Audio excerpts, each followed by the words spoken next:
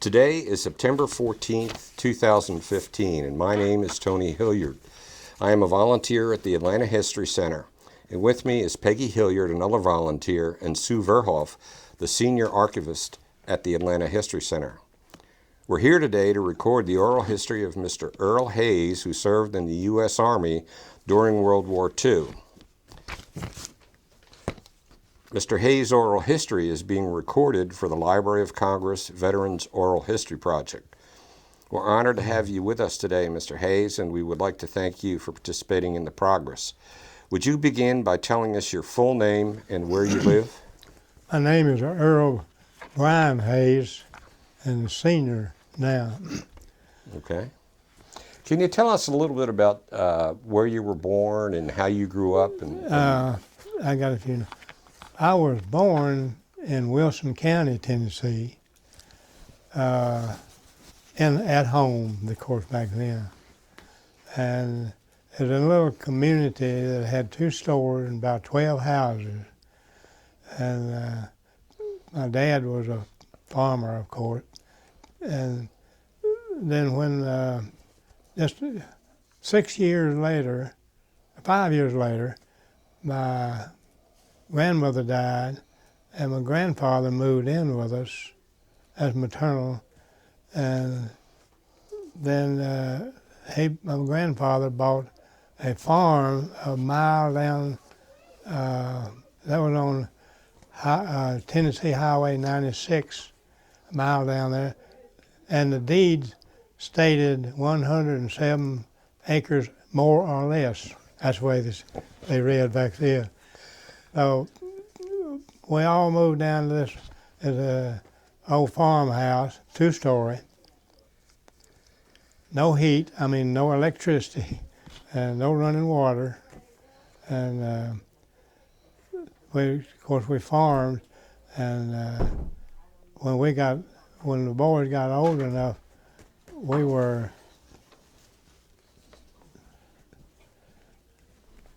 his slaves on the farm. Of course, we had cows, and we milked cows. Well, we had eventually had all kinds of animals there. We had hogs, cattle, and sheep, and back on the hill we had goats that grazed the bushes. And our duties as we got older were milking the cows, feeding the livestock. The barn was a good little ways from the house. And of course we had to do the farm work, and we had chores to do at night. My dad was not a very easy person to get along with, and he had chores that he saw we were going to do them. I'd cut the stove wood, bring the wood in, and have the wood and the kindling ready to build a fire. Anyway, that was the way we grew up. You were a country boy. A real country boy, And of course, my brother was 1 year and 1 week younger than me. And we both had chores. And when we started to school, we went first year in Wilson County, and a 2-room school. And then the DeKalb County line and the Wilson County line ran through the house. And we slept in one county and ate in the other county until they got it changed into one county. And the old country school bus, we would ride, but we went to school in Liberty School in DeKalb County. The second year. First year I went into Wilson County, 2-room school. And we went to that school 7 years. And then Cannon County was on the upper side of us.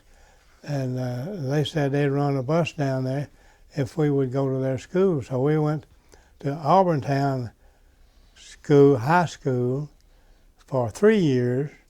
Then the counties got kind of crossed up, and we had to go back to school in Liberty to finish our senior year.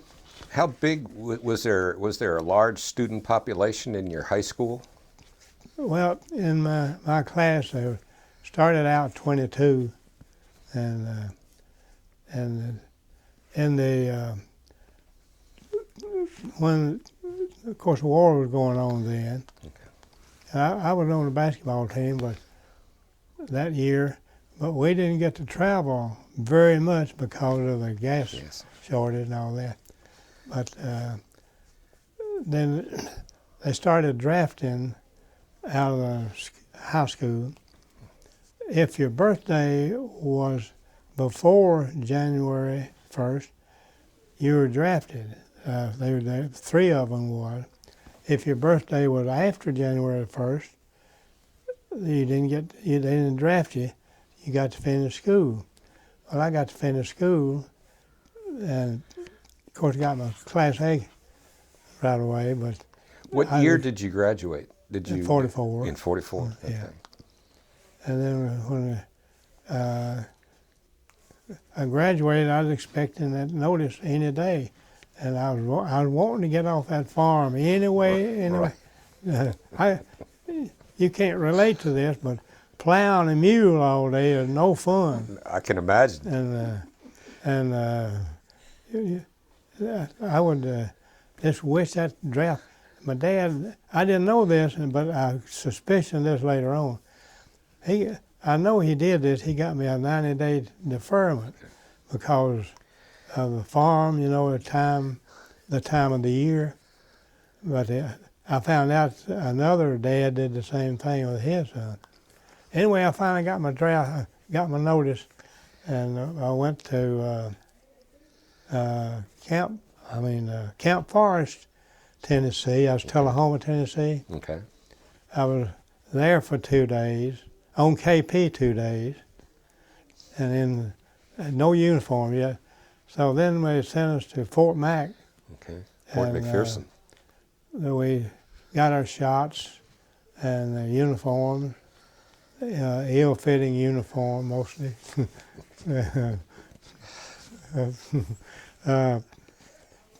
From there, I think it's 10 days we stayed there.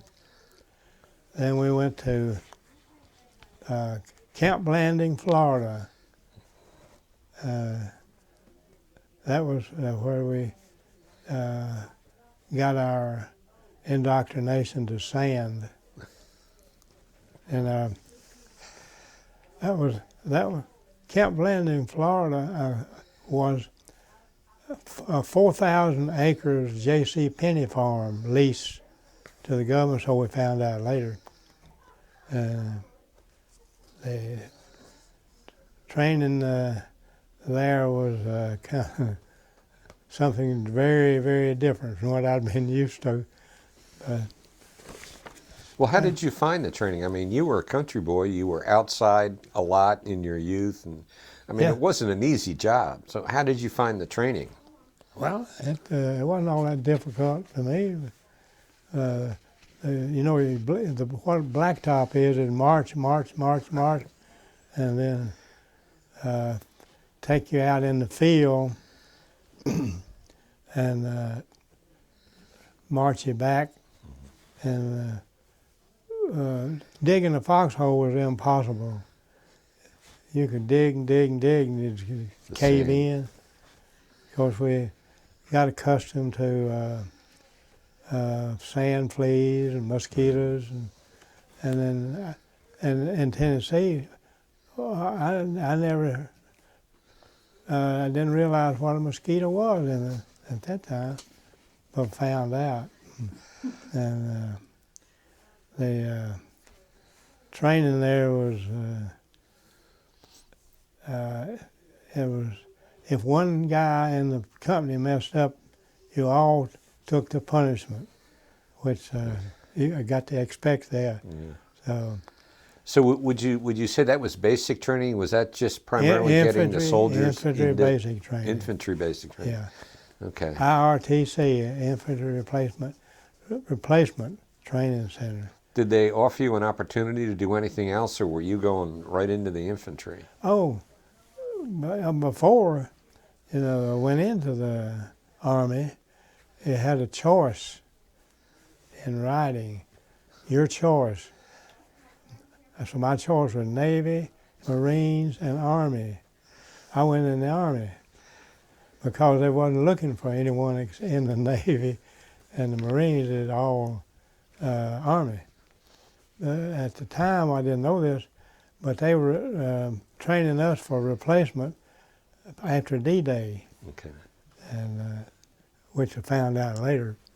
But the training there, we had the meanest sergeant ever lived. Trujillo, who was Italian.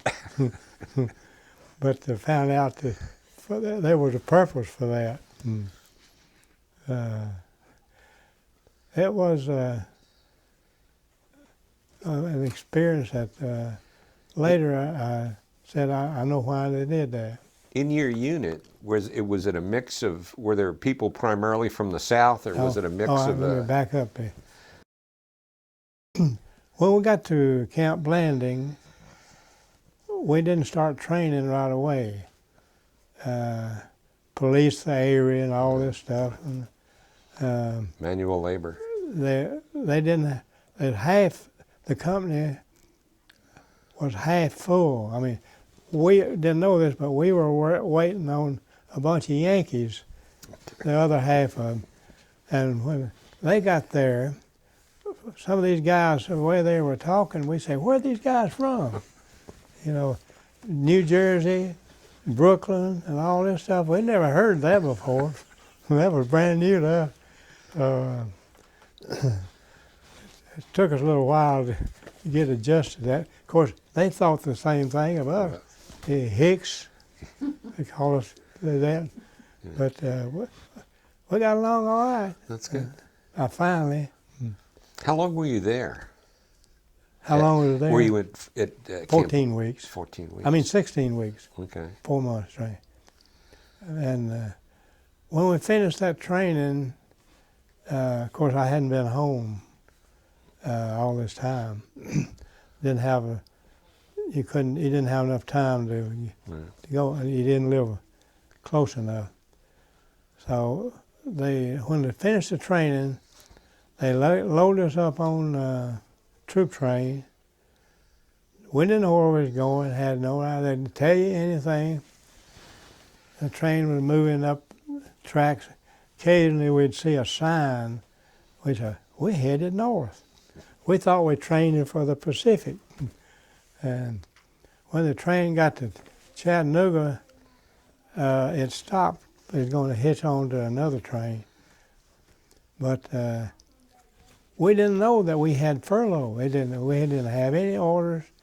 So we thought we was going straight on up to Washington. 4 of us got off and went to the bus station. Had just enough money to get a ticket to Nashville. And then come to find out, there's more than 4. We were going home regardless. And the dispatcher came out and said, all you GIs, off the bus. We caught. We thought we was in trouble. So we got a bus over here for you charter going to Nashville. All of you get on this bus. So I got off at Murfreesboro, Tennessee, and called my dad to come get me. And he did. He didn't know I was coming home. And I stayed a week, but the 4 of us kept in touch with each other as to when we were going back. So we stayed a week, and then when we got to Washington, we didn't know where to go. So I found out they told us to go to the Y and spend the night there. I think it was $1. And then you'll go to Fort Meade. So we did that. And I don't remember how long we were at Fort Meade, but when we got the orders to move out, I remember we went to Brooklyn Navy Yard, and it was Pier 15. I'll never will forget that. And they loaded us up on a ship. It was converted troop. I mean, it was a luxury liner converted into a troop ship, and I think the name of the luxury liner was Manhattan. Okay. So that was another experience. First class accommodations? It was, yeah. Up the wall, 7 or 8, 9 high. And found out, don't get that bottom bunk. But I remember seeing the Statue of Liberty going out. Third day out, that's when sick time came. And when you got fed twice a day, long tables where you stand up. And the third day out, things were going on the table you didn't want to see, so I had to go to the rail and hang over, but I didn't vomit. Everybody else was, almost was. But I didn't, so I went to sick bay and told them I needed something to do whatever to keep me from getting sick. So they did. I never did get sick, but I sure did get close to it, though. So there were a lot of troops on the ship? It was reported there was 10,000, including the crew? Crew, yeah. Now, whether it's 10,000, it seemed like it's 10,000, but that's what we were told is 10,000. So you were the group of people, or the soldiers that were on the ship, were they units, or were they just kind of soldiers on their way to replacement? Well, the difference. The ones I trained with, we pretty well stayed together. Okay. On the ship. When we were moving out, then the ship would stop out in the water, and then they start firing them guns. You know, found a 16-inch gun. What are they shooting at? But they found out they shooting something, a parachute up there or something, firing at it. And for practice? Yeah, for practice, yeah. But it seemed like forever. But we were on that ship 14 days. They say they was doing evasive action. And I didn't see another ship anywhere. So it was alone? Your ship was sailing alone across we didn't see it. Oh, okay. It was bound to be a escort somewhere, but we couldn't see it. And this was this late 44, the time frame? Yes. Okay. Mm-hmm. Well, I'd say first 45. Okay. Okay. It was about Christmas, right after Christmas.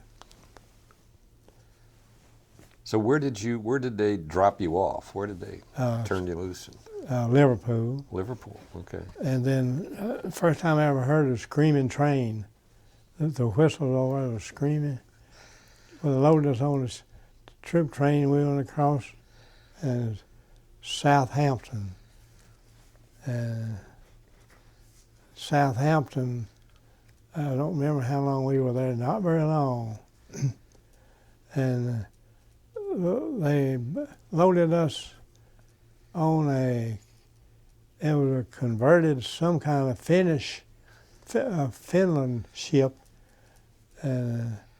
with ropes on the side, and the English were running they were in charge of the ship, and they called us, D Yankees, Yank.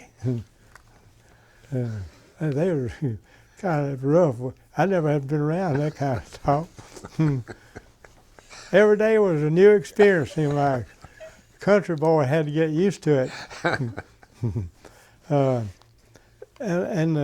Where you ate, long tables and benches. On the end of the table was nails with little buckets hanging on the nail. And when time to eat, you were assigned to, a couple was assigned to take your buckets and go to the galley and get what we call seaweed soup. And then we made out. Then at night, we were on that thing too. I know one night had the hammocks up where over your tables. Oh, really? On that ship. Yeah, the hammocks, you try to get up in that thing. And the channel was rough, the water was. So how long were you in Southampton? That I don't know. I don't remember that. So the Finnish ship took you across the channel? Yes, yeah. Where did they take you to? LeHavre. LeHavre. I know we had to climb down on the side on a rope into what I found out later, the LCI. But the LCI didn't take you all the way to the land. You had to get out and wade. We were loaded on boxcars and still didn't know where we were going. It didn't matter because we couldn't do anything about it anyway. And on the boxcar, now I don't remember how long we were on the boxcar, but it was packed. The boxcars was packed. They call them 40 and 8. 40. Well, to explain what that means. 40 feet long and 8 feet wide. And I think there's 48 men in the boxcar. And when we finally, it stayed on the track a lot, stopped, and finally got to our destination,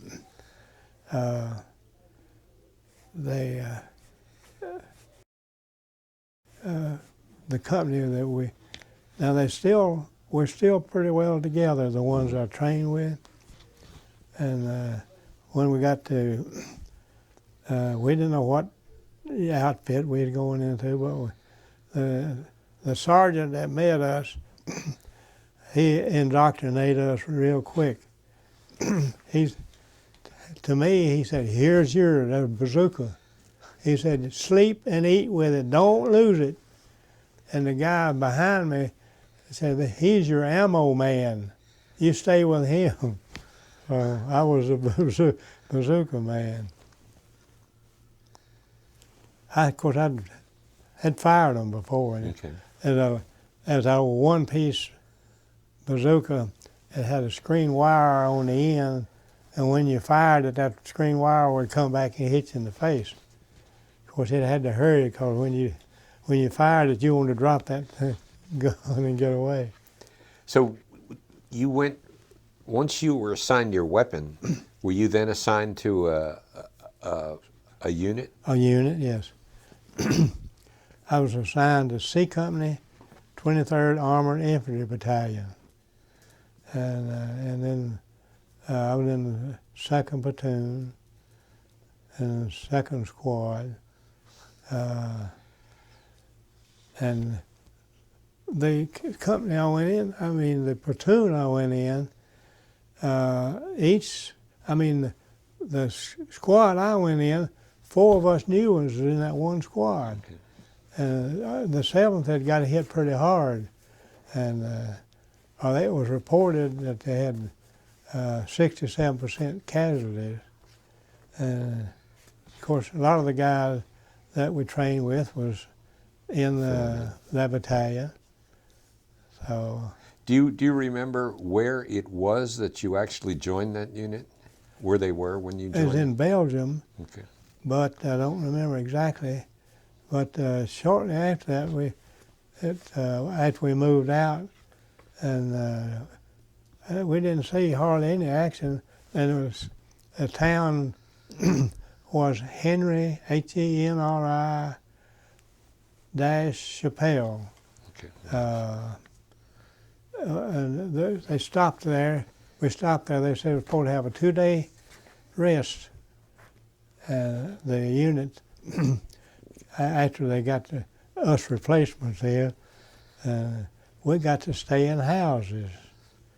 And the house I was in, I think there's 4 of us GIs stayed in that house. And one of them, one of the old ones that was there, said he needed a haircut. And does anybody cut hair? I said, well, I cut my neighbor's hair one time. Old man, didn't care how it looked. So they had some clippers there and got a chair. It snowed on the ground. I mean, it's pretty deep still. Got that chair out in the backyard and I cut his hair. And that's the only one I had to cut. Nobody else. So you didn't get a tip? I didn't get a tip. I ate his hair just so he got it off his neck. Well, did you, when you were in this town in Belgium, did you get to meet some of the locals? Yes, the ones in your. Were they appreciative of? Oh yes, they very, very. They were so nice. I mean, they were great people, and I think we were there 2 days before we moved out, and of course a lot of that after that was blurred memory. See, I think I might have some notes.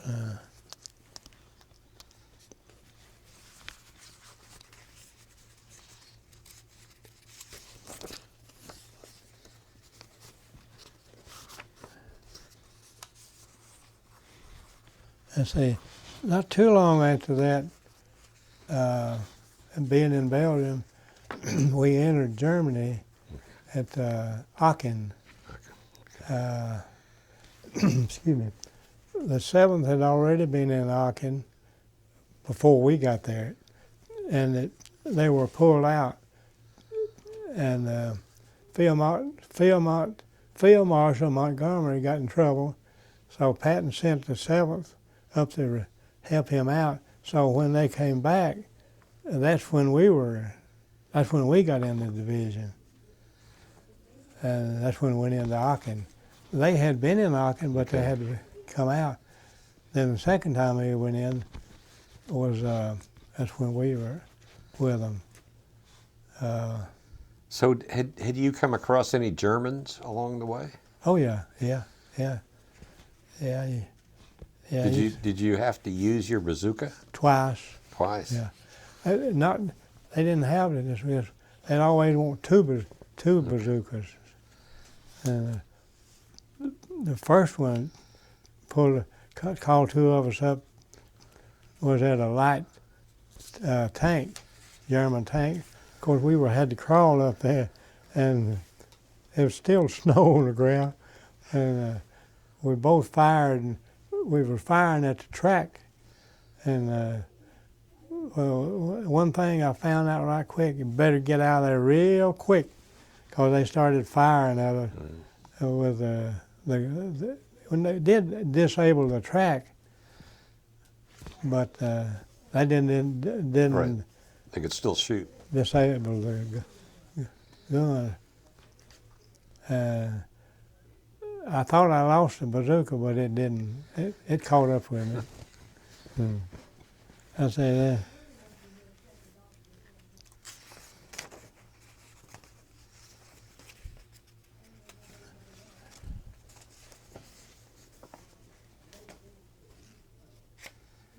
You know, when we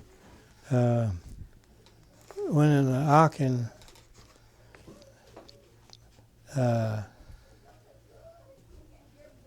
then when we got in Ruhr pocket.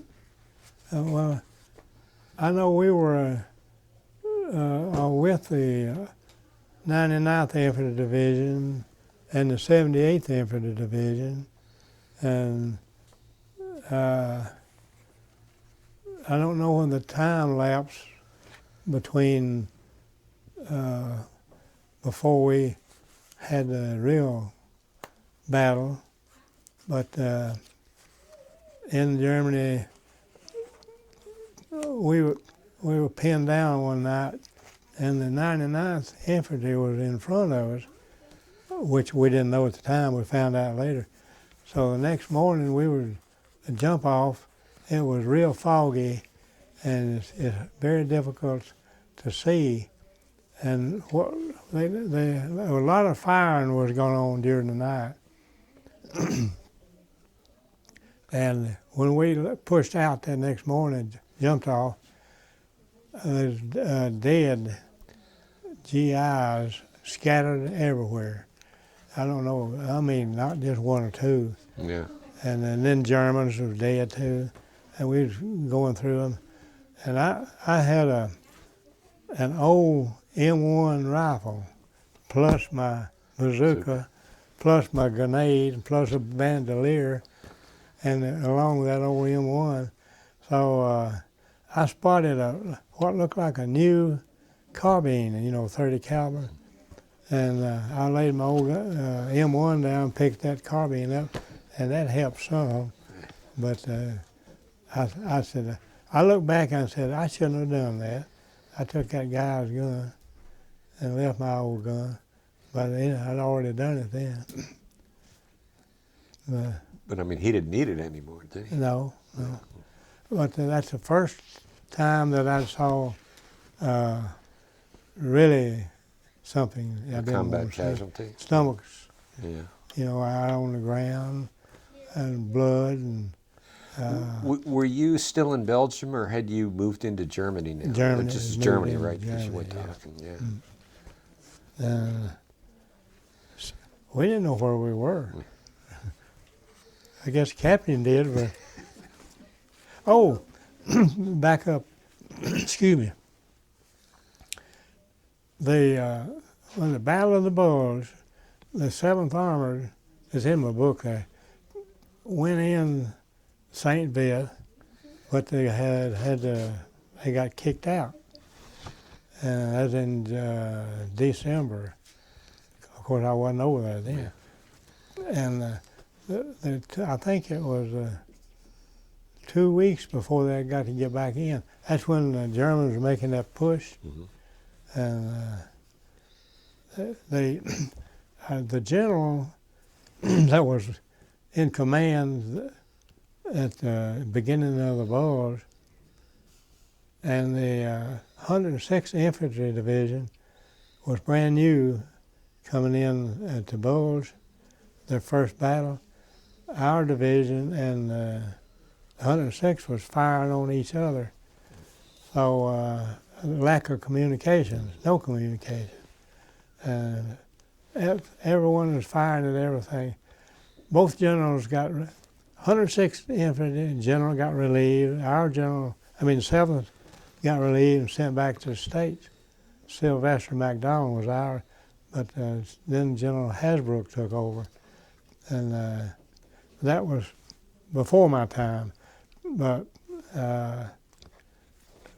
we got some of the 106th Infantry guys that were left into our unit replaced, and but our unit still wasn't full. But and then moving along, when the armored infantry was going to go any distance at all, you're going to half track. Okay. But we was in the half track there a couple of days, moving, and then when we stopped, the next thing we knew, the infantry was assigned to a tank. And you stayed with that tank. and our squad would. And when the tank was moving, if there's anything coming in, you were in front. But if nothing coming in, you were on the tank. And when I was on the tank, I had my hands on that 50 caliber machine gun, and I did get to use it some. But How when during this period, obviously you were in situations where there was combat. Were you what was it like? I mean, were you afraid or every day, every day? every day, yeah. If you wasn't afraid, something wrong with you. Yeah, I didn't hear anyone say that he was not afraid. Oh, and somewhere along the line before we got in combat, we were presented with a little New Testament that I had in my shirt pocket. And it's somewhere in my apartment here. I can't find it, but I know it's in there. I carried it all the way through, and put my hand on it too, and get it out and read it. So, yeah, it was a scary time. Yeah, I can imagine. But could I have a break just a minute? Sure. You want to take a drink or? All right, on camera. Oh, I got to mention that when we were pinned down and it's still snow, then maybe you get through that day, and at night there had to be a night patrol, and I said, "Oh, being old country boy, I'm gonna catch it this time." But I did get picked by night patrol, and the patrol leader was he part Indian. He's from Oklahoma, and he was usually the patrol leader. He'd pick two men, and one of the older guys, and then me knew, and we were supposed to try to find where the Germans were, or try to bring one back, or whatever. But we got to the line, but the patrol leader, we heard him. We were pretty close to him, but he said, "I don't think we need to try to get any too many of them." So we went back that night. But I did go one more night patrol. Later, he was on the patrol, and he stepped on a mine and got part of his foot. So that was the last I saw of him. What time frame was this? You're into 45 now, right? Into 1945 now, right? Yes, 1945. And about where were you in Germany? Had you gotten close to Berlin, or? Oh no, we were. See, I got that book. It's over there. Can we get it for you? Yeah. Oh, the book? Oh, sure, Mike. Yeah. Can you walk that around? Well, no, I can hand it to him. Is that what you're looking for? Thank you. Let's see. I don't know if I.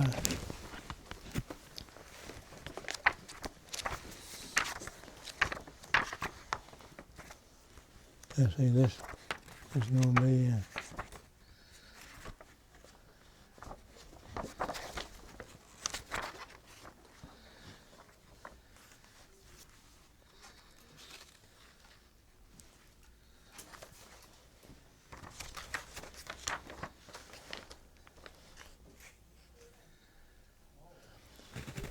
What we were on our designation was the Rhine River. Okay.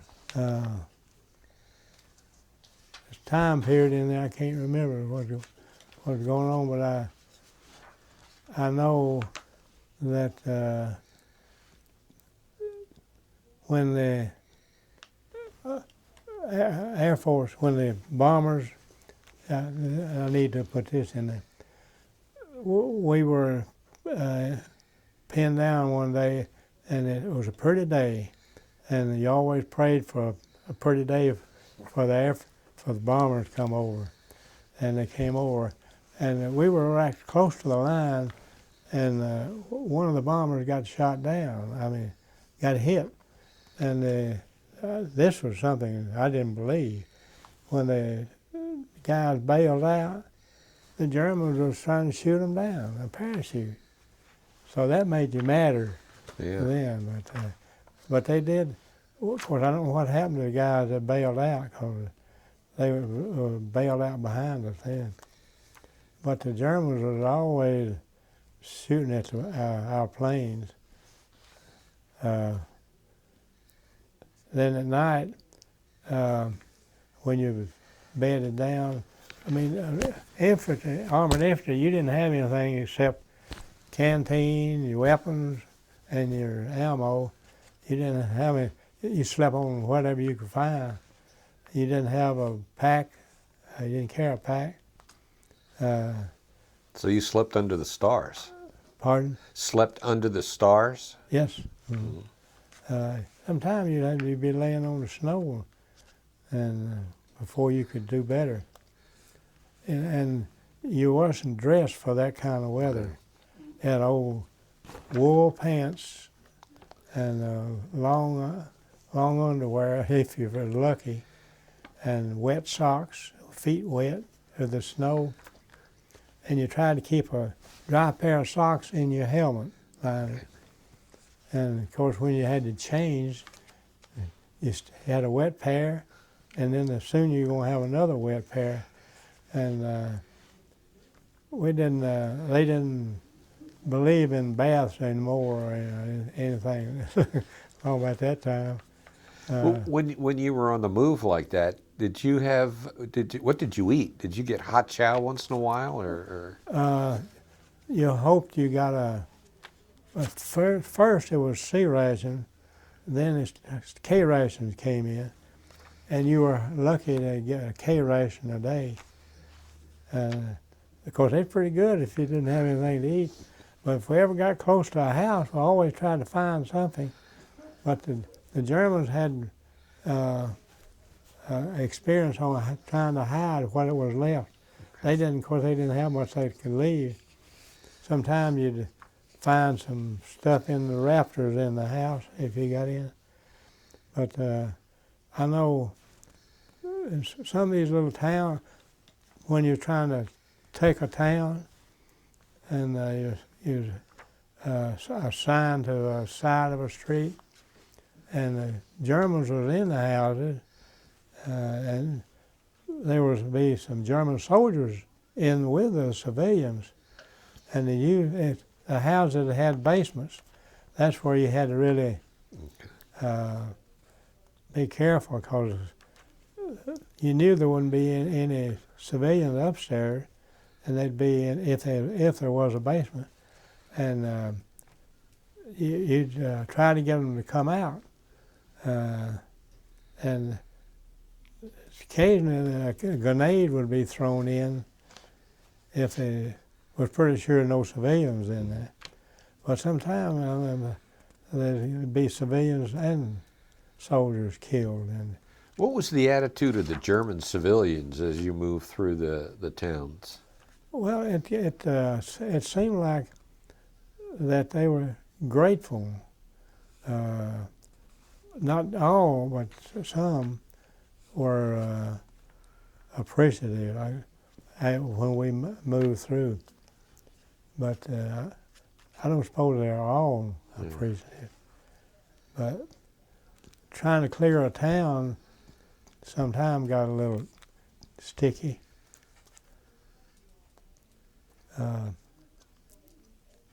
then we would be moving with the tanks, walking with the tanks.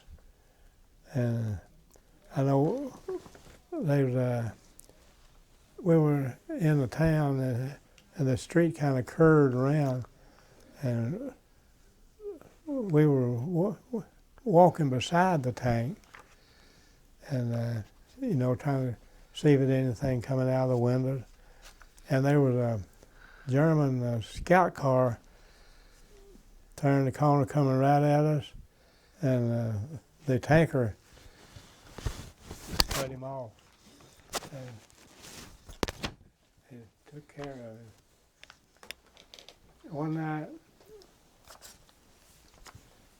oh,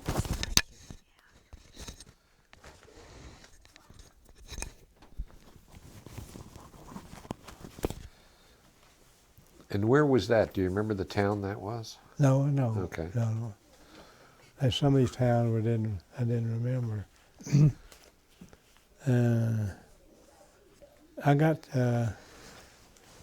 by that time they'd already taken the bazooka away. I mean, I wasn't using it. They didn't think. And I got me a new foxhole buddy, and his name was Edwin Coffin, Coffin, from Queens, New York. And he'd been injured in Africa, and when he came back to Germany, he was put in our outfit, and he was my foxhole buddy. And he had the experience, so I relied on him a good bit. So one night we were pinned down in he and I were in the forward hole, and sometime, I mean, it was where you didn't stick your head out too much, and sometime during the night, the outfit pulled back, and we were left up there by ourselves.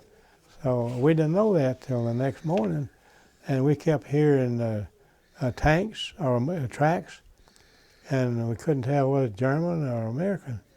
He said, we're not going to get out on the road to try to see which one it is. Anyway, when we finally got to found out Americans, it wasn't our division, and but we were with them. But they got us back to our unit. A lot of confusion going on. And then one time they set four of us up one night with one of our engineers with a mine detector up to relieve the 78th Infantry forward outpost. It's supposed to be trying to find out if the Germans are going to blow this dam.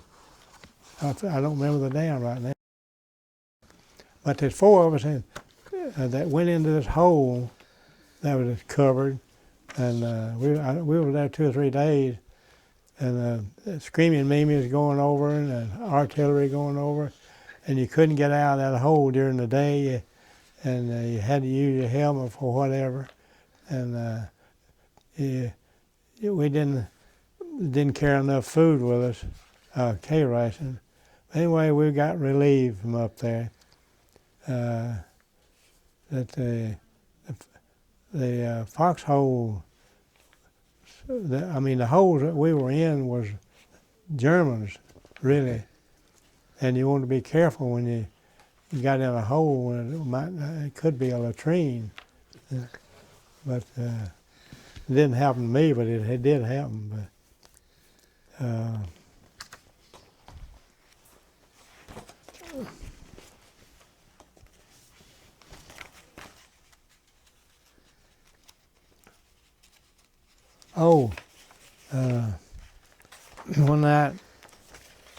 one day, we were assigned to another tank battalion, tank company, and I was riding on top of the second tank and moving forward, and on the front tank, we didn't know. We found out later was a brand new second lieutenant in command, and we was going down the road, and there's a barn, small barn on the right, and he ordered his tank to fire on that barn. And when he did, there was one of our tanks in there. And that tank commander came out of that barn, I mean, he was carrying on. He said, I ought to shoot you. Told that lieutenant, he said, I ought to shoot you. But that's,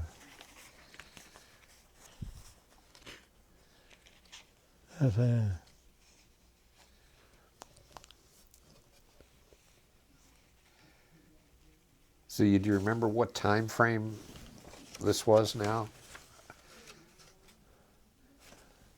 so this had already got into, was in the last of March, I guess. Okay. Well, it was coming close to. Oh, well, it was because the snow was melted, Okay. and the snow turned into mud, and that's what we started having problems. On April the 6th was when skipping over. Sure. April the 6th, I was on the tank, on the second tank, and moving down the road, and over to the left, two Germans jumped up out of a foxhole with a potato masher, hand grenade, and it threw one that was a tank behind us, and one hit our tank, and that's where I got my little shrapnel in the right hand, and Got a Purple Heart? Lieutenant, he got it in his chest. That was his second injury. But I went back to the aid station. They cleaned me up and said, when the next day they said, see if you can move your hand. They said, can you move your trigger finger? I said, I believe I can. Well, you going back? It didn't last too much. Oh, it's the Rhine, going to the Rhine River. I know you don't want me to hurry us up. Getting to the Rhine, on the way to the Rhine River, we were in a column. We didn't, nothing coming in, no firepower. And our planes were strafing us. They didn't know it's Germans or Americans. So they started putting the color codes on the vehicles so the planes would know that it was American. So we got to the Rhine, on the way to the Rhine. The 9th Armored Division was over to our left, and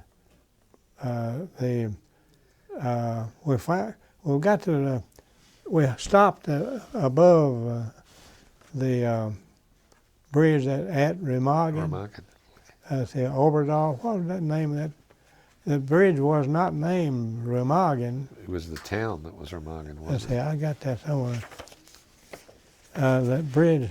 Anyway, we were assigned positions for the above the bridge, and they had pretty much moved the artillery, German artillery, back.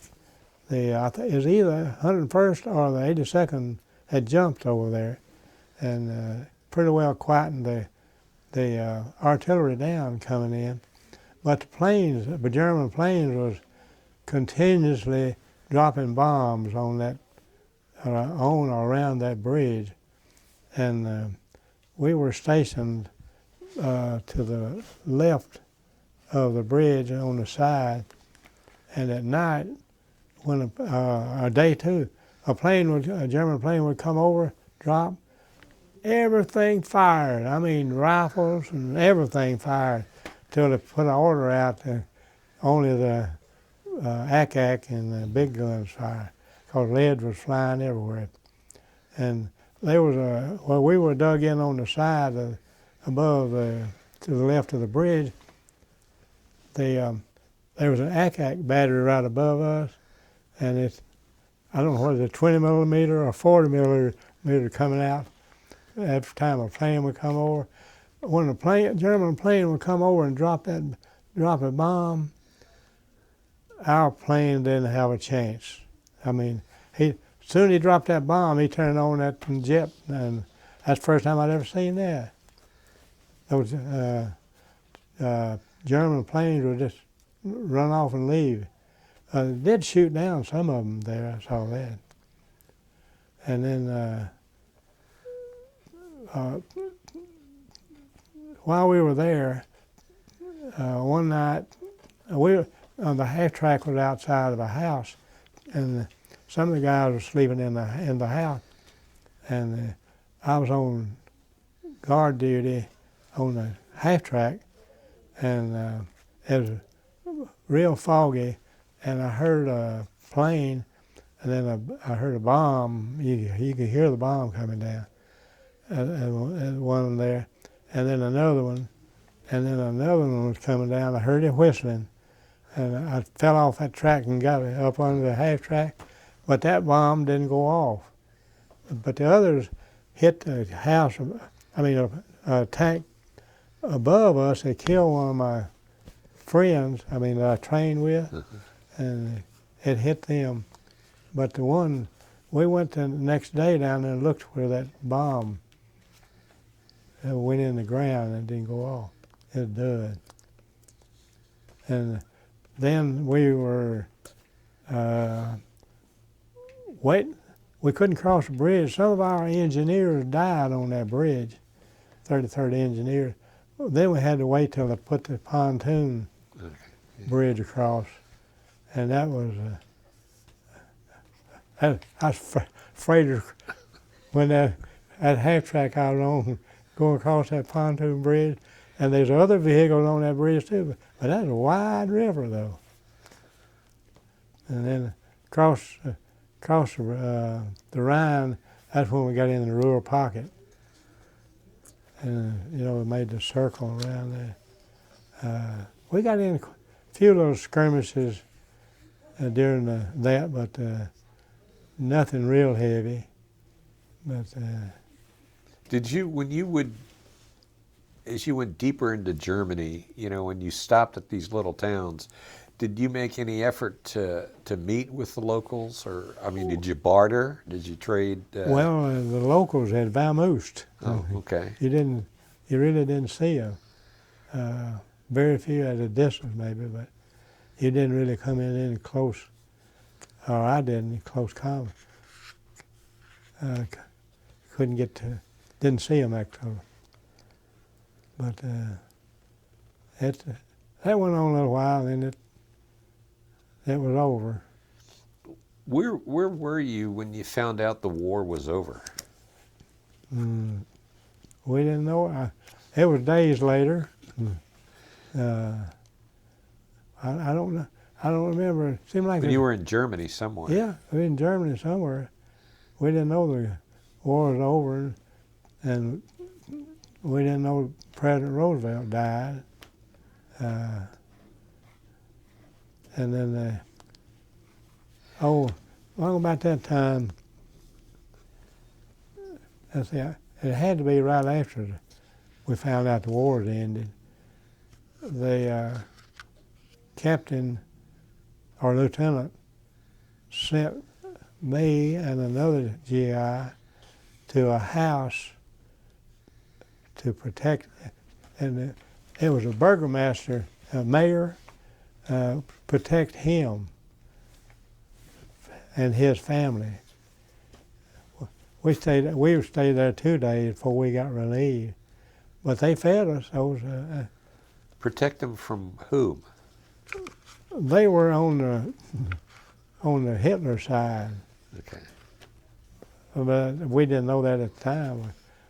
We suspicioned that. But they was protecting it. I know he, his wife, and a daughter and an older son.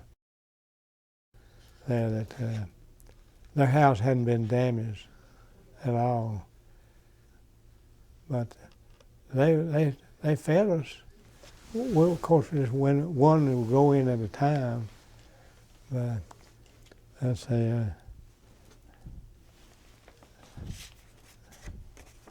that's about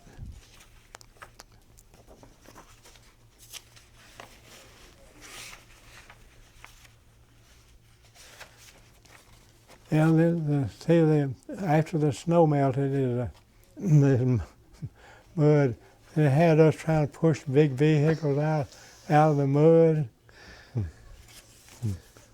But So when after the hostilities ceased, after the Germans surrendered, what happened to you? What did your unit do, or what did you do? well, you got some of us, and it was about like a battalion, or less than a battalion, going to send us to Denmark because there was some SS troops holed out up there in the forest, and we got as far as Denmark, but some reason we didn't go in, and was sent back, and of course the division was still as a whole, but after the war, we didn't really do anything except trying to get everything together and fall out and count off and all this stuff. So were you just assigned like security, guard duty, things like A that? little bit. Just Yeah, some yeah. they sent some of us to town to guard some particular area, but then they started taking some of us young ones out of the division, and I was sent to Marburg, Germany, as called a replacement. That's whatever they're going to do to you. And none of the guys I was with, and just me, and I was picked with some more to go to Holland to train for amphibious landing. Okay. And we did that. When we got ready, finished our training, sent us to Remagen to load on the ship to go toward the Pacific, go home. And that's when the two bombs, the first one fell. They canceled our orders, and then I went back to Camp Home Run, Brussels. All the camps was named after cigarettes. And Camp Home Run was in Brussels. I was there 2 or 3 weeks, and then I was assigned to Camp Philip Morris, LeHavre, France. And I'm supposed to be occupation in Germany, but here I am in LeHavre, and I was assigned to Camp Supply, best duty in the world. I knew I wasn't coming home. The Camp Supply, we had the supplies for the whole camp. Camp Philip Morris was where the units, shortly after the war, started returning home, and they brought their equipment with them, and all the equipment was there, and all kind of new stuff, and some new stuff. I got a Jeep that it was brand new. We could get anything you wanted. I painted that thing black, and they put me in charge of the motor vehicle, and I never had done hardly change a spark plug. I was supposed to take care of these vehicles. I didn't have a 6 or 8. Anyway, captain's Jeep. What rank were you by then? Sergeant. Okay. Mm-hmm. Anyway, they had the German POWs compound there, and they would assign you a couple of POWs, and then the POWs would be assigned around in the camp there, different cooks. We had a cook. There wasn't too many of us in that supply, and they had good cooks. Of course, had an American sergeant over them, and then I had these German POWs, and they were about the same age as me, and we got acquainted with them, and he was the one. I had one was turned out to be a good mechanic. I could depend on him, and I was going to road test the vehicle. I'd go get my other cap. They put it on his head and let him drive. And if we'd get out of the camp and come back, he said, "We're not supposed. We got where we could kind of talk to each other a little bit." But he was real good. And let's see that. I was there, and I was in charge of the old mimeograph machines. All the troops was coming in. The orders had come through our office. I had 4 of these mimeograph machines. I had to run the orders off. I checked the orders to see if I knew anybody. That went on till I stayed there till June. Of 45? 45. Oh, yeah, and the lieutenant there, he'd like to go to Paris, and he'd tell me, he said, get your Jeep ready. He said, we're going to Paris. He said, I got to go up on business. So he'd get a 3-day TDY, and we'd go to Paris, and up there, when we was up there, he'd already wire back for extension. We stay up there in Paris about a week, and I asked him, I said, what kind of business are we doing up here? And come find out he had a girlfriend. And I was at SHAFE headquarters where I stayed. Okay. But I toured Paris in that Jeep. Got a picture there with one in my Jeep in 1945, one in 1946. So no traffic in Paris at all then. But When did you actually come back to the States? June 46. Okay. So you were there a year beyond the end, Yeah. the end of the Yeah, conflict. about a year. So what happened after you came back? Well, I came back home. What first? Landed in New York, and then there a night or two. Camp Atterbury, Indiana is where I was sent for separation, and I had a duffel bag. Of course, I'd had some weapons in there that I had them signed for, because you could bring back all the weapons you took off of a prisoner, which you take the weapons off of a prisoner and make a record of it, and they were yours. So I brought them home. But I was warned, when you get there, Camp Atterbury, Indiana, do not take that duffel bag in that camp. When you get there, you go to the bus station and check it in, because if you take that duffel bag in, if you got anything in there, it won't be in there when you leave there. So I did that. I got home with them. When I got discharged, I got out on the road with that duffel bag, and a truck picked me up, carried me all the way to Lebanon, Tennessee. That was the county where I was raised. And my parents didn't know I was coming home. So I called my dad to come after me. He said, "Why didn't you call?" What? I said, "What am I going to call with?" Anyway, I didn't write him. And then that farm, first thing he said, almost, said, "The barn burned while you and your brother were gone in service. Said, take off a few days and we're going to cut the timber and we're going to build a barn." So we went to like you said, it took off a few days. Went and cut the timber, carried it to the sawmill. They cut it into the boards, and then we carried it back.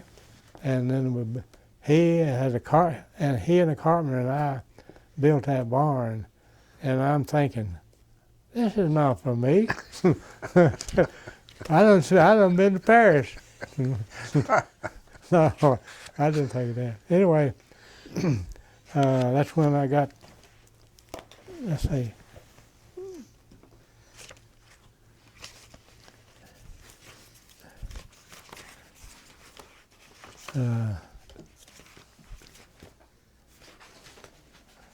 Shortly after that, I started getting correspondence from, in 47, from Army. I stayed I was in reserve, stayed in the reserve, and they started inquiring about me. Some of them would come up there to my hometown and inquire about me. I didn't know this.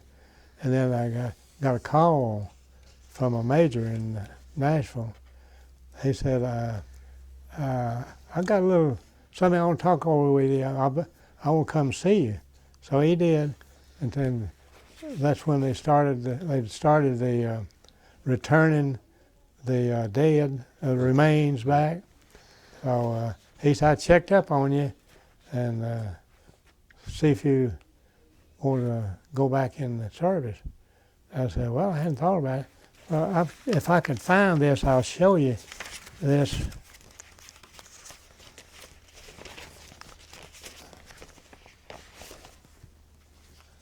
Let's see.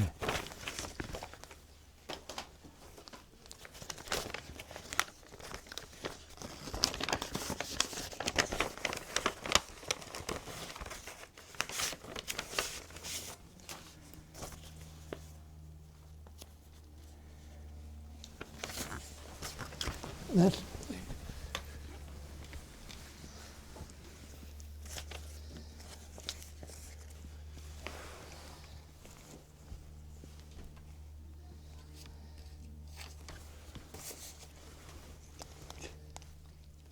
Did you see with your permission?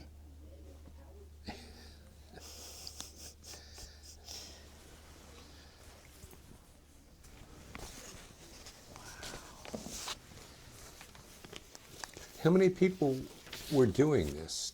Was it just a small group, or did they bring a lot of soldiers back to active duty to do this? Well, there's quite a few.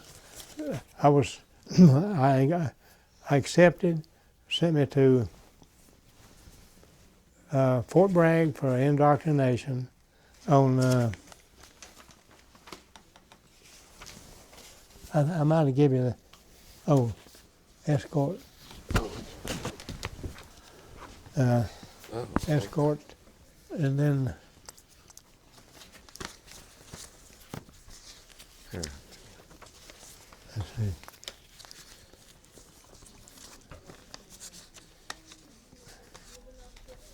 So it's sort of a training manual.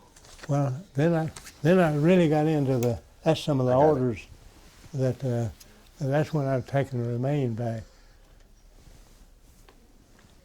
Did you ever take any remains to Texas, Not Arkansas, as far as Arkansas? and then Oklahoma. I went into Oklahoma several times.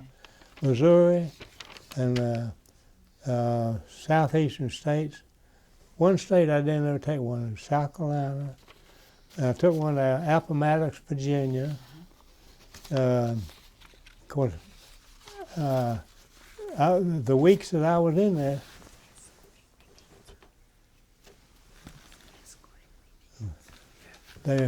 I had either at least one a week, or sometimes two a week, all but trained except my first remains that I returned went by Army ambulance, Mark Tree, Arkansas, not far from Memphis, up near the Missouri line. And on the way up there, the civilian driver told me, said, I've been up here before. this funeral home. He said, now you're going to have a problem. I said, explain the problem to me, because this is my first trip. He said, when you get there, the funeral director has got this mother and father indoctrinated into buying some extra stuff, which they don't need. And he's done that. He said, now you're the third one I've taken up there, and the two before had this problem. He said, you're going to run into this too. He was real nice to tell me about this. And I did run into it. So the funeral director told me, said, I'll sign, said, you don't have to see the family, I'll sign the consignee paper. I said, no. I said, I will have the consignee sign this release. I cannot leave with you. So, oh boy, he was ill. So anyway, I wired back to Memphis and told him what problem I had. He said, hang in there. I mean, that's not maybe not the words, but anyway, I did, and he got the family down there, and they signed the papers, and but he'd already sold them some stuff.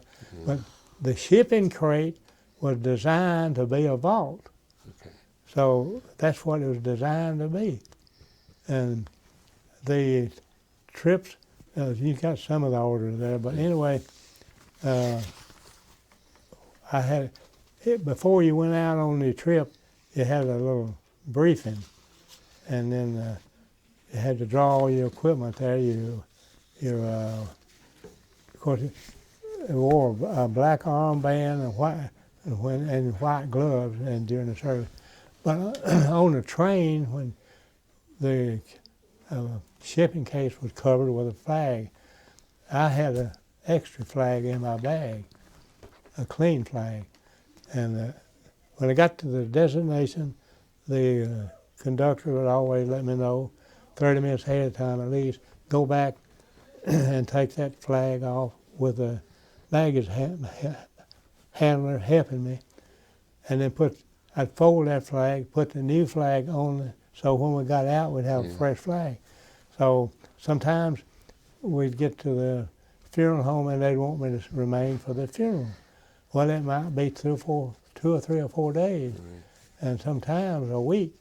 And but they would say, why don't you just go home and then come back? I do that a lot, you know. I had an uncle in Nashville, and I would do that. And I could take my bag and get out of the little old town, set the bag down on the side of the road. I could beat a Greyhound bus to Nashville or where I was going anytime, except late at night you could. Yeah. Back then, a serviceman, they would do anything for you. People could see you on the side of the road. So your orders say you did that for 8 months? Let's see, from 6 months, I'm sorry. February. No, I stayed in. When I was 6 months up in Memphis, I signed up for another 6. Okay. When that 6 was over, that part was finished there. They asked me, said, you want out, or you want to go to San Francisco or Atlanta? I said, I'd go to Atlanta. So I had an uncle and aunt lived in Atlanta. And the driver that I told you about took me up, the civilian driver. He talked to me one day. He said, I'm going to take a recruit car to Atlanta. I hear that you may go to Atlanta. I said, yeah, I am. He said, well, what day are you going? I said, January the 9th, and that's my birthday. I'm going to Atlanta. He said, I'm going to take you down there because I got a recruit car I got to take. So I did, and I worked out of Atlanta until the program was closed. Then I don't know how many trips I went on. One experience I had, have you got just a few more minutes? One trip I had was in South Alabama. I think it's Frisco City or somewhere. That, of course, I had to do whatever the funeral director couldn't get anybody else to do. I'd get the funeral director when you get ready to do the burial. He would get the flag on one end, and I'd get the end. We'd fold the flag, and I got to be good at that too. After all those years, I'd fold the flag. I'd walk over in front of the next of kin and present the flag, have my white gloves on, and all this stuff, and do a little speech and a little talk. And then I'd shake hands with all the family there, which you already was familiar with anyway. But just as I presented that flag to that mother, from over on the back side, "That's my flag, that's my flag." I said, "Wait a minute." I went over to the funeral director. I said, "What's going on?" He said, "She is his ex. She sent him a Dear John while he was in service. So she divorced him. And she wanted that flag." I wired back to Memphis what my problem was. She was really cutting up and embarrassing me and everybody else. And when I wired back to Memphis, they said, "You have that flag, that other flag that you took off. Get it with the funeral director. Get that woman in the funeral home. You present that flag to her." Well, I did. That didn't satisfy her, but she took it anyway. But you run into circumstances. But that was the worst one I had. I can imagine. That's got to be tough. And she was in the back of the crowd there. "That's my flag," just as I had presented to the mother. And she was a consignee. Yeah. Well, I mean, you have to go with what the orders say. Yeah. So you were, how long did you do this? Until May the 14th or 15th of 49. And what was life like after that? I was sent to Fort Benning for discharge. Well, I got down there and reported in, and they said, "We don't have any records on it." I said, "Well, I've got my records."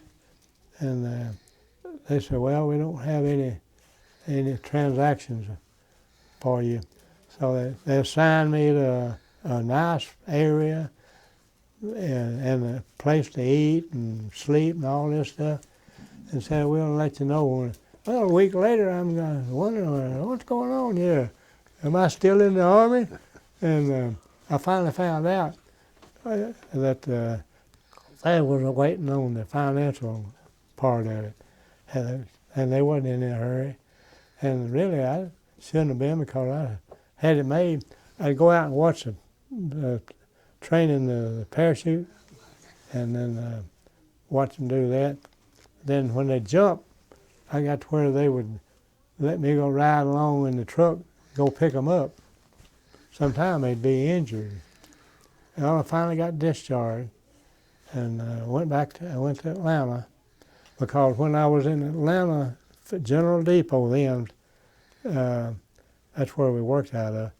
My uncle and aunt lived just a few miles from there, and I would spend all my off time there with them. My aunt was in bed with cancer, and just before I got discharged, she passed away. Uncle had no relatives in Georgia, not one, and he taught me into staying in Atlanta with him, so I did. And then about 6-8 months later, he had a clothing store, uniform store. He said, "Go down there and work till you find out what you're going to do." So I did, and the lady, there was a fruit stand next door to there that I got to noticing along about 12 o'clock. A little lady was coming down the street there, a brunette, pretty, and I finally got up enough nerve to ask the lady running the fruit stand, "Well, you think you could introduce me to that girl?" I said, "I don't know anybody in Atlanta except my uncle and the guys working in the store." And she said, "I'll work on it." And so when told my future wife that. She said, I'll think about it. And so I said, I said, so I still watched her going up and down the street. The guys in the store, they said I'd hang on that door. They waiting about almost 12 o'clock to come down. So anyway, later on, we got married.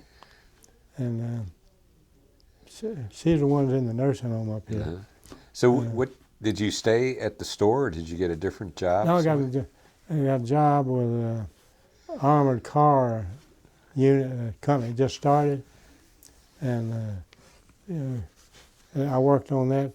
I think 10 months or so, 12 months, maybe a year, and I'm still in reserve. So I know they reactivated the 81st Infantry Division, and one of the guys in the reserve with me worked for the personnel office in the city, for the city of Atlanta, and he said he knew I was looking for another job. He said they're going to hire police and fire in the near future. He said go down there at the city hall and get you an application if you want to. So I did and filled it out. He said that whichever one might be the police call first or fire. And about a week or so, I got one for police. And I got to thinking, I did a little MP in this 81st Infantry Division. I waited. I told him, he said, wait. So I got one for the fire department, went down, took the test, and passed. And I was with the city of Atlanta Fire almost 30 years. Really? And I knew that city of Atlanta. It was all north side of Atlanta. I got a picture of me here somewhere, I thought.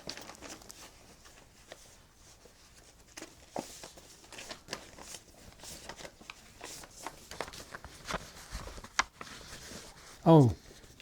Let me get him to hold it. Hold the picture up like about here. There you go. There you go. That's good. Wow.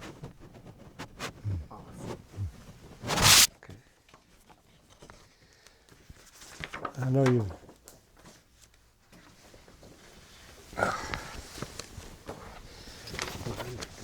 Get a shadow box. Yeah. And get it on. Definitely. Do you mind if we just get your shadow box and let you hold it up? And, Yeah. and so we can see. Yeah. I'll get it. You stay there. Okay. Oh.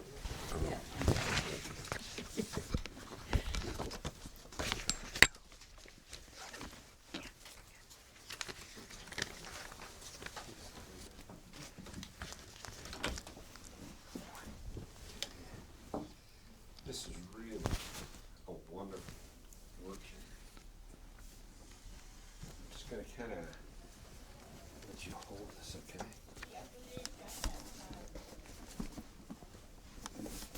Sorry. Wow. Can you tell us about those, Mr. Hayes? Yeah. Talk about the picture.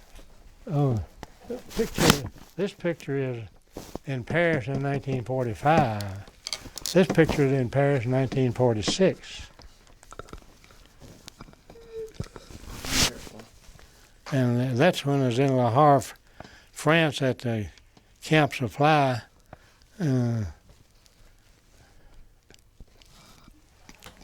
He's got a combat infantryman's badge. Yeah. And a Bronze Star. Well, the Bronze Star comes with second of the infantry badge coming. That is a chest full of medals. Oh, that's the Belgian Forte. I can't say it. Forgé. Yeah, Forte. Okay. And Wow. and that's Patton's Army, Third Army, of course. And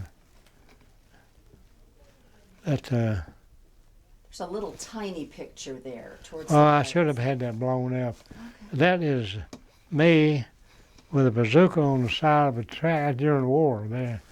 And I should have had that picture block. I didn't know she was gonna put it in there, but she did. Now you've got 2 Purple Hearts. Well, they sent 2. I didn't only got papers for 1. Okay. But Cindy put whatever medal she found, she put them in there. I was like, okay.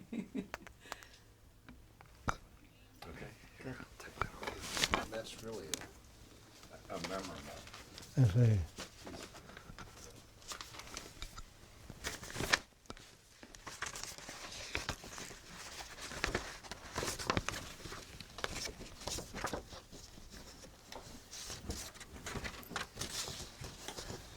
Then, when I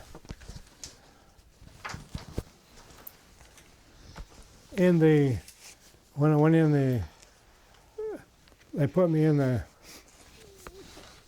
a first sergeant at the armory out on Ponce Leon was a neighbor to my uncle, and he knew that I'd been in the 7th Armored too, so he sent word, could you come to the Army at lunchtime one day this week? I said, yeah, how about tomorrow? I was working at the where I could go. Mm-hmm. I went out at the Armory, and at his desk, he said, I'm going to lunch.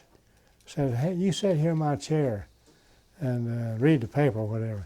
So in front there, he had the unit the reserve unit that I was in, that possibly it was going to Korea. And what he did, he didn't have to say that, but he let me know that you got about a month to either transfer or get out. You said you can't get out. You can't get discharged right now from the reserve. So what I did is I got papers switched over to out of that unit, which did go to Korea later on.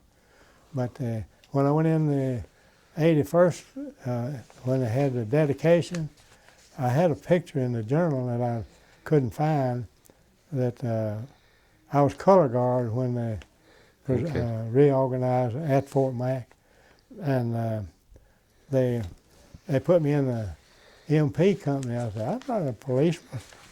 So the old colonel there, he was in charge of the MP. He was an older man too. He said, I picked you for your experience. I said, okay. So we had a dedication in Fort Mac, and then we were called Ready Reserve. And we went to Fort Jackson. Of course, we met at the Armory every weekend. Mm-hmm. Then our 2 weeks training was to be at Fort Jackson. So I did that and stayed in that till my time was up and the war was, released the division. So that was in 1953. So I stayed in reserve from 44 to 53, although I wasn't on duty all that time. So did you retire or just leave the reserves? Did you retire militarily from the reserves, or did you just leave? Just left? Just out. I never.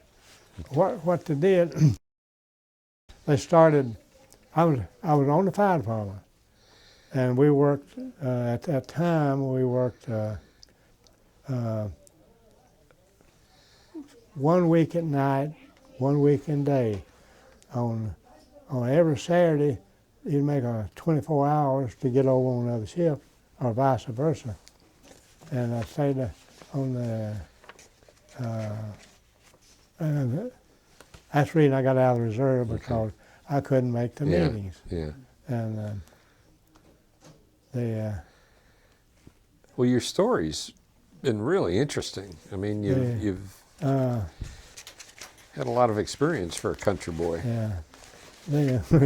Yeah, more than I ever thought I'd have. Let's see. I might see.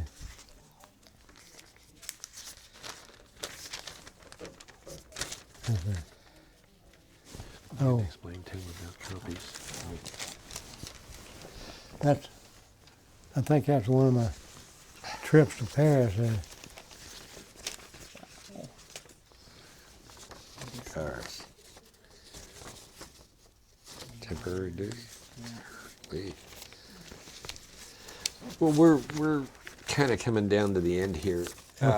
What we like to do is give you an opportunity to editorialize or make any comments or whatever you'd like to talk about, just as to kind of close out the interview. Okay. Your thoughts, your opinions, Well, gripes.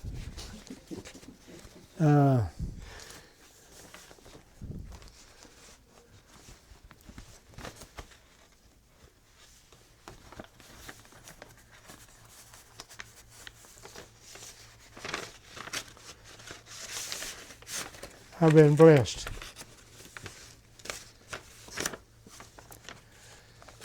Had a wonderful wife. We've been married going on this 66 years. Wow. She had back surgery almost 5 years ago.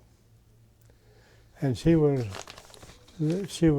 walking on the walker, but she would fall. And we'd take her to the doctor, take her to the hospital. They couldn't find anything wrong with her legs or back, but she was still falling.